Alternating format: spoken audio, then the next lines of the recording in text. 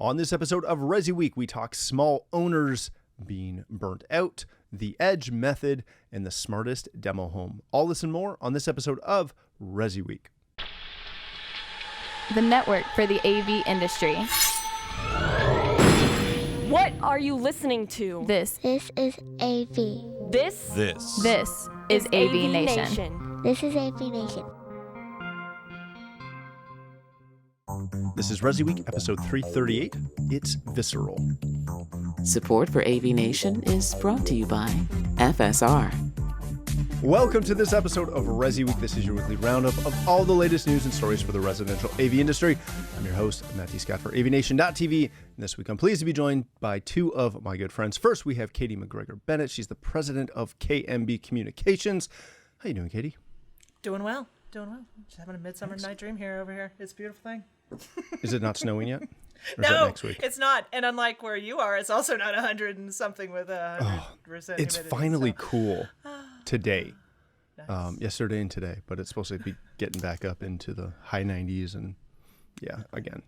Yeah, I live in Canada where it's hot. It's stupid. Yeah. Then we have Avi Rosenthal. He's a partner at Blue Sav. How you doing, Avi? I'm doing well, thank you. I'm experiencing the crazy weather just as much. I was actually in Switzerland last week where it was 84 degrees on top of the Matterhorn, if you can only imagine, at the top, 10,000 feet, and it was 84 degrees. Crazy. But there's no such thing as climate change. Remember that. No, not at all. Why would you bring that up? You know I'll go down that wormhole. I know you will. That's why I did. Don't stop it. All right, we're going to kick this off not talking climate change as much as Avi really wants to.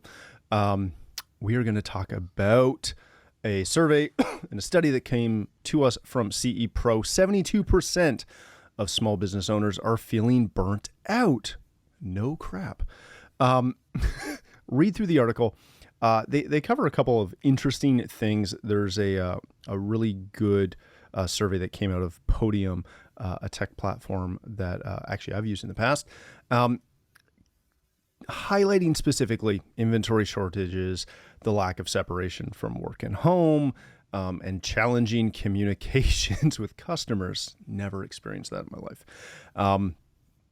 Essentially 7 out of 10 owners are feeling burnt out and annoyed, and 40% of owners are hesitant to hire due to rising minimum wages, and 42% saying there's a shortage of workers, which I think is unbelievably low, that percentage, considering literally everyone I talk to is hiring.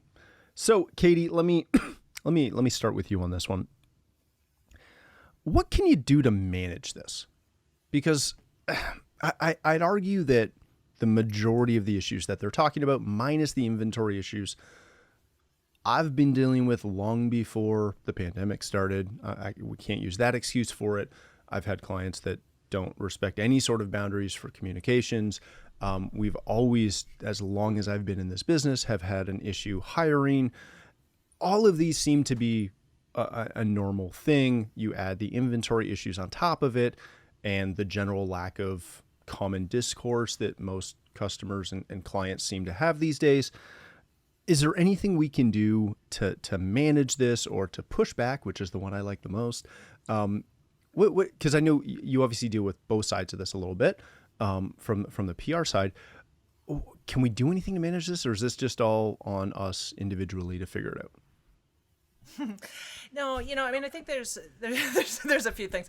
I mean, ultimately, I guess it does kind of all fall on us to figure out a way to manage things so that the stress doesn't overcome your life and ultimately create health problems down the line. But I think what we're seeing right now is that everything is piling on, and the intensity of the pile is just overwhelming. And it's not that the things have changed or that it's a different stack of stuff that you're dealing with, but most people that I talk to, it's just the intensity of everything. We've always never had enough time in each day. We've always felt as though there's a pressure of family pulling on the professional. We've always felt as though the deadlines are looming, staffing shortages, all of these things. Inventory has never been so plentiful and robust that you could literally just, you didn't have to worry about it. it's just that everything has a massive intensity right now, and I think that generally speaking, most people's patience levels have unfortunately come way down, just because we're all dealing with so much. And we, during the dead years, as we like to call them, there was a bit of a pause button that was pressed. But for most of us, at least on the residential side, it didn't mean that the pace necessarily slowed to a stop. It just meant that our timelines got extended a bit, and now we're having to deal with picking back up the pace. But now we've got these additional, external conflicts that are creating a bit of a crisis for us. And I think, that's on the professional side. Personally, is I think that work-life balancing is getting ever increasingly harder to manage. And even in our AV yoga group, which has been kind of it's been a place for our industry to go and spend an hour a week just chilling out, recentering. That hour I'm seeing is not being protected like it used to be, and partially because there's executive pressure being placed on individuals for filling up every hour, every minute, and making yourself available as much as possible. Dinner times are getting encroached on again. Lunch times are getting encroached on again. The workday is starting earlier again. We're not seeing Flex Fridays like we used to, which used to be sort of that summertime where a lot of businesses gave their staff time to leave early on Friday afternoon or work from home on Friday. Like a lot of that has kind of disappeared, and there's just sort of a frantic nature to the pace of everything, and a lack of patience on anything taking longer than what each individual thinks should be an appropriate timeline, whether it's reasonable or not.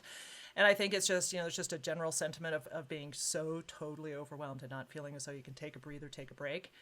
Even though we should absolutely be able to do that, it's just we're not, as a community, I think we're just not holding as firmly on to those, putting that stake in the ground and saying that I am going to take that time off and I'm not actually going to work through my vacation. I mean, quick raise of hands who worked through their vacation already if you've had time off this summer. What's a vacation? Right. Yeah, we'll talk about that on another episode of That's ResiWeek. another thing. That's a different problem. I was going to ask what a day off was, but and a lunchtime. No. Yeah, we'll have a remedial class for explaining some of those terms, but that's just how I see it. I learned the term working lunch and seemingly never forgot it. I didn't know it was supposed to be like a one-off, like you do it randomly as a working. Anyways, Avi, there is some technology that obviously can help with this in theory, right? In the article, they talk about essentially communication platforms where customers don't have to necessarily just call you. They can send a message, send a text, and you can, hopefully respond to that quickly, but also put some framework around that, what that's going to look like. In this world, whether you deal with ultra high end or mid market or low end, it really doesn't matter. Most consumers have this idea that they have a guru or a concierge in the industry that is helping them with their tech. And by that means, just like they feel in a hotel where you pick up that phone and you call the concierge, and it doesn't matter what time of day it is, you expect a response. We've kind of built that ourselves. Can we walk that back as an industry without being rude like I am, where I just say, no, I'll respond to you on Monday? Yeah, exactly. Go away. Yeah. It's the weekend. No. So I think that those technologies are actually a double-edged sword. So although they make it much easier for your client to reach you, they put the pressure on the professional to feel that they have to answer right away. So, the good news, bad news of having a smartphone that has great connectivity and email and things in it is you're always looking at it and you're never taking the time to sort of break away from it, instead of taking a natural pause and saying, okay, at the top of the hour, I'll deal with that. As it comes in, as you're sweeping sand into the ocean, you're continually answering those questions. Now think about that, because that's really what you're doing. There's a constant flow. And the technology was supposed to meter that flow, but essentially what it's done is it's created a situation where that flow is constant.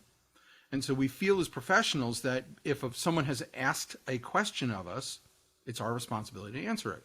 So I think setting the right level of expectation with your client and helping them understand that there's not a just-in-time answer versus a, hey, I've got a critical issue. A lot of the work that I've done over the years has been in the security business, and that's really when it's mission critical. If you've got a break-in or you've got a water sensor going off or something like that, you've got to respond right away. However, if you have a client who's asking you a question about the connectivity of their television, or they've got a little bit slow internet access at the moment, there's a prioritization, there's a triage that has to occur in the way that you answer those questions. And I think that the technology has done a really great job of connecting us, but then done a very poor job in the triage of those incoming requests. And so, I would also talk about life-work balance and the interference and intrusion into the dinner hour and things of that nature. I also think it has a lot to do with the pandemic. Not that the pandemic is the panacea of fixing everything or breaking everything, but I think we got very used to the idea of this constant workflow ebbing and flowing while we were in our homes because we couldn't go and do other things. I myself, for instance, just took the first vacation I had been able to take since before the pandemic. And it's very hard to break away. Now, anybody who knows me knows that I'm always available anyway, and I'm not the type to break away. And we were in Europe, and the time difference, I used it to my advantage. Everybody went to sleep, and I was on my email, right? Okay. But the difference now is that, for the last couple of years, I've been in my home. I've been in my office. And so you got into this rhythm of, well, I might as well answer the question. I'm not going anywhere anyway. But now I am going somewhere. And so I think we have to sort of readjust the expectation of the client who was also sitting at home, not having to go to their office. Questions would bubble up and they would ask them. So I think it's the pendulum swinging more in the other direction, right? I think things will level out. And I do like the concept of the fact that the technology is making it easier. We now have to start to use this technology for triage, not just for connectivity. Yeah, that's a really good point. All right, let's change topics for a moment. This is an article that comes to us from Residential Systems and a good friend of the show, Mr. Henry Clifford, leveraging the edge method. Go read through the article. Henry, it seems, spent 2 weeks in the backcountry of New Mexico, just camping, though. There's other things I would do in New Mexico. On top of that, I'd camp with other things. Katie knows exactly what I'm talking about. But long and short, Henry went with, if I'm reading through the lines, with some Boy Scouts, and they got an explainer on how to camp and how to navigate from a Air Force cadet named Max, who went through a wonderful teaching method that the Scouts use called EDGE, which stands for Explain, Demonstrate, Guide, and Enable. Essentially, you explain by, believe it or not, explaining how things work. Then you demonstrate how they work. Then you guide the participants in how those things work on that skill. And then you enable by stepping back and adding feedback as you go. Henry asks, at the edge of this is how you would implement EDGE in your company. And Avi, I want to start with you on this. We bemoan the fact that we don't have enough people in the industry. And then when we bring people into the industry, typically, and I'm using a really wide, brush here, but typically we kind of just throw them in the deep end and hope that they figure out how to swim pretty quick, or we kick them to the curb. There are a lot of good training programs through CEDIA, through the buying groups, et cetera, et cetera, et cetera. But I'm going to challenge that as a lot of times that's kind of still just throwing them in the deep end. You're giving them a tablet or a phone or a computer and saying, hey, for 2 hours a week, work through this course and hopefully learn something, knowing that the majority of us who are in the business, we're hands-on learners anyways. Are we doing a good enough job? Are we excelling at training the next generation? Yeah, the simple answer is no. Thank you. It's a problem. It is a problem. So that's all I have to say. No. So it is. So let me go back just a little bit. All right. So I read the article. First of all, it's a great explanation of the EDGE method. I was not even aware of the EDGE method, but it turns out that me and some of the other folks that I know in the industry have been following it, although we didn't know it had a name, right? So there's a different way of doing things. I think it has a lot to do with certain people's personality. I tend to be an explainer, a talker, and so to me it was a natural way to train my guys back in the day.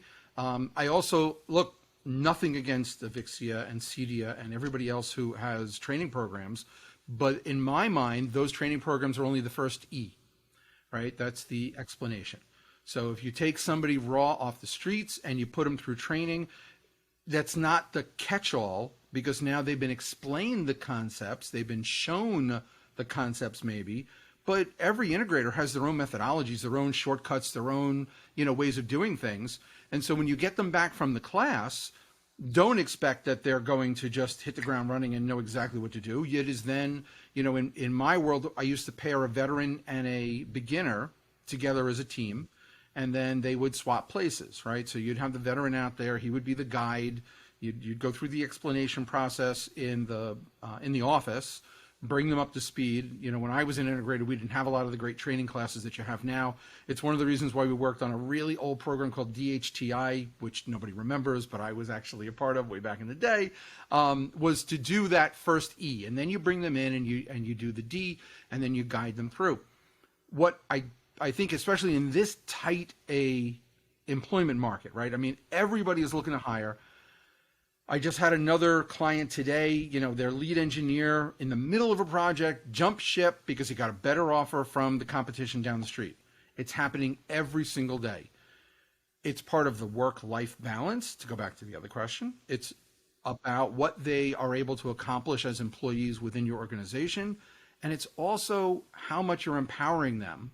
So not to shift away from the edge concept, because I think it's important, but I think it all rolls into how comfortable your employees feel with the job that is put before them each and every morning. If you follow this kind of method and they feel comfortable in the fact that they can achieve the goals and accomplish the project you've given them each day, they will be much more satisfied in their job than if you throw them to the wolves, so to speak, or in the deep end, or whatever metaphor you want to use.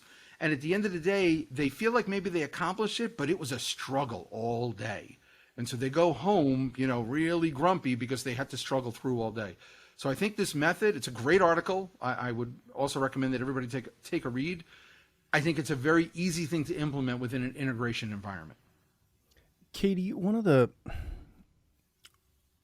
issues I see with this is, and not with the process, don't misunderstand, but with the concept of integrators needing to train. It's really easy to get stuck in your business and just do your business. It's a little bit harder to have this bigger breadth of concept and say, hey, I've got a business and I'm willing to invest time, because that's really what it is. You have to invest a obscene amount of time to train someone up, especially internally, to get them to a point to where they're fully proficient within our industry. You don't see a lot of integrators having that be kind of a focal point of what they do. You hear about like teaching hospitals in London, in my city, in all of Ontario. We are one of the premier teaching hospital groups, actually in all of Canada. People come here to learn how to be doctors, right? And they do a lot of work in residency and on the job, learning that. How do we shift the culture within our industry to stop just complaining about not being able to hire anybody and actually taking some ownership that, we as an industry, if we want to maintain the industry, we kind of have to focus primarily on people coming into the industry? Yeah, it's that notion of residency. I think that's it's a really good one. If we could take something from another industry and pull it into ours and have it take root, that I think would be one of the most valuable ones to do. And I think, Avi, you touched on it with putting a veteran and a rookie together.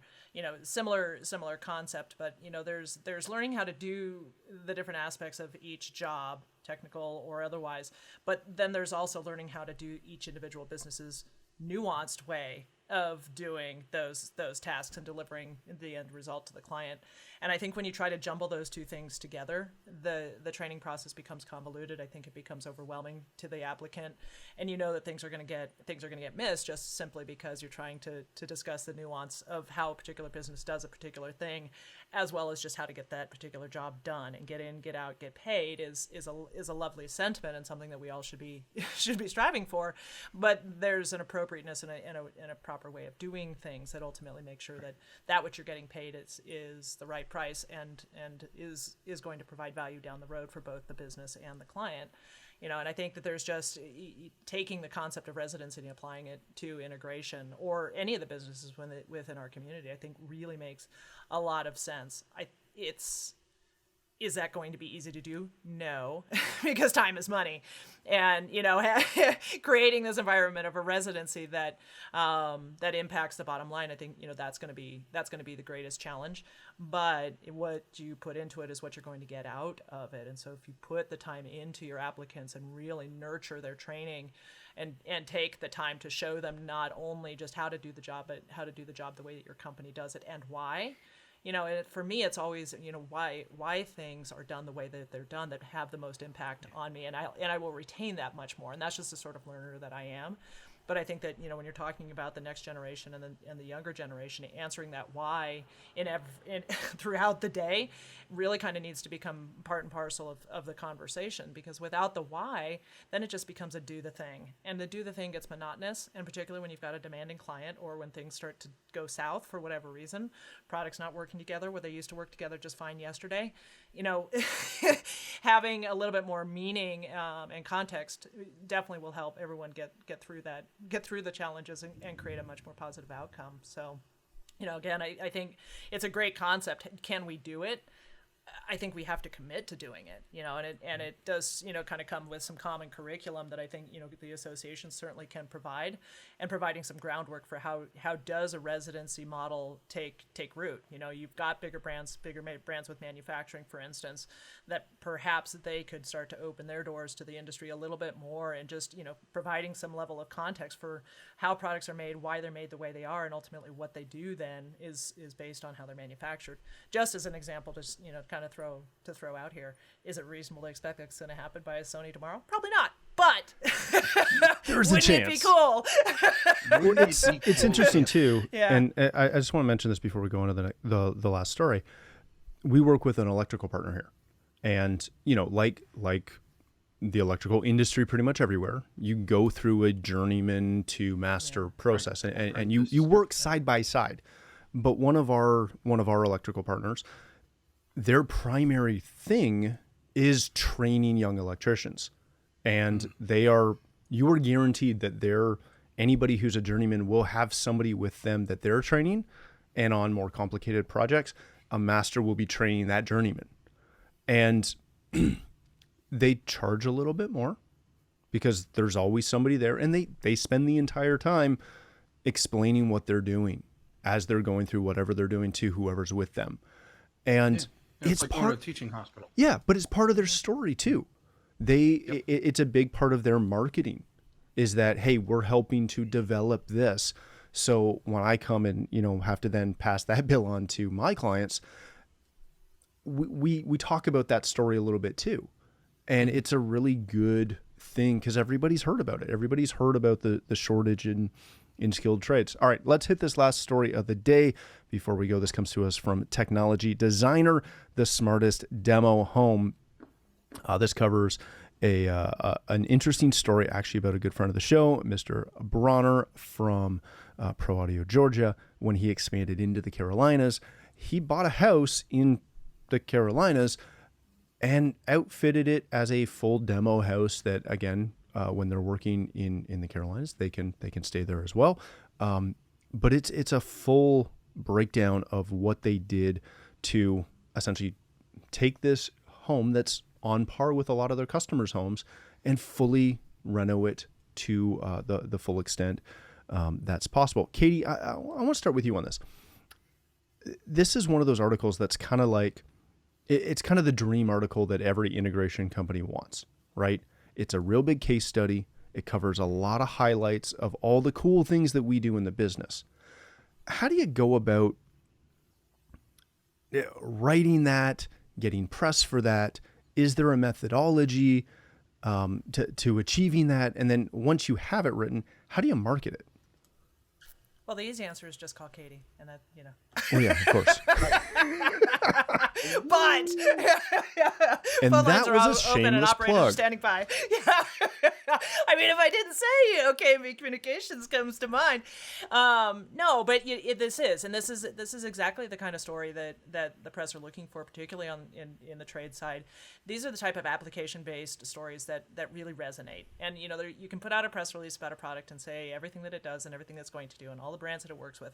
But once you put it into context and into an actual installation and show the reader, whoever the reader is, how everything works together in the ultimate experience that homeowner is joyfully experiencing every day, or whoever the intended audience is for it, these are the type of the application stories that really resonate quite beautifully.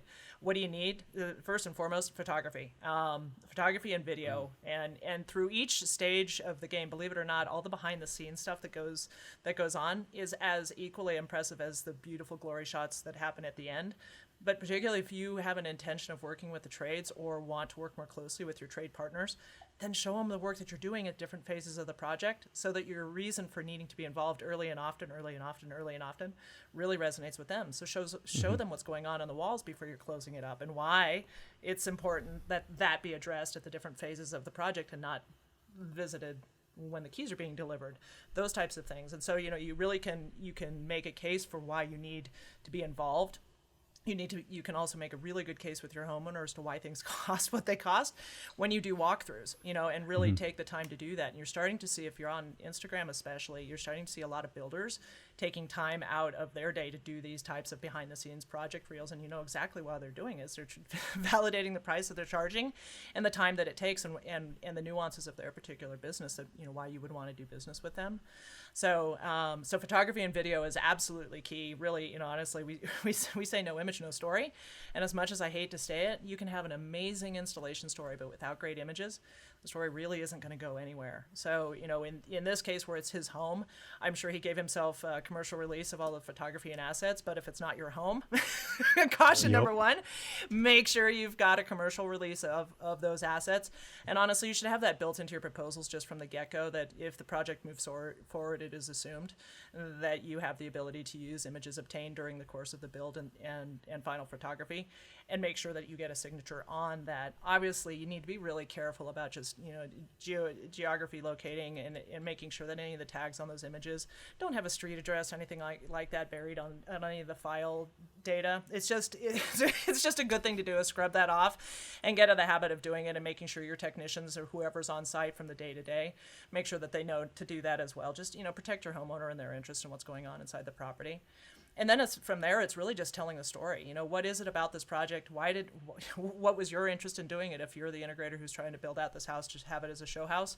Why are you doing it? Why did you pick this particular street, this particular neighborhood, this particular type of construction? And then talk about the products, in particularly, why you chose the products that you chose. Obviously, you have a relationship with them if you're an integrator and you're putting this project together, but tell that story, because on the other side, most people don't understand that. And what they do get fed a lot is this, the smart home isn't smart. DIY smart home kludgy together, nothing works well. That's unfortunately the type of story that they see in the Wall Street Journal and the New York Times. If we can do a better job of telling the story from our side of the fence, it actually shows when you put the right products together and you professionally install them and configure them, you actually can have a really amazing home that is technology driven, but probably you're not even experiencing most of the technology until you stop and take a look around the room. Mm-hmm. We need to be telling those stories more often, and we need to control the narrative. It's one of the things I like to say the most, and we just don't do it enough. So these types of projects really, really do a great job of providing the ultimate marketing assets that you need to get in front of a consumer audience, in front of your trades. And the media love these stories, and particularly if you're the one who's behind the build, even better, because you can speak with expertise in every aspect of it.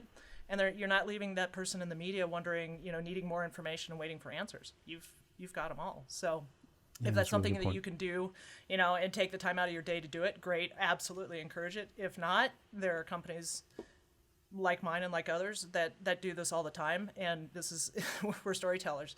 Our industry loves to listen and look at stories. So it really is quite easy, but no images, no story. Yeah, good point.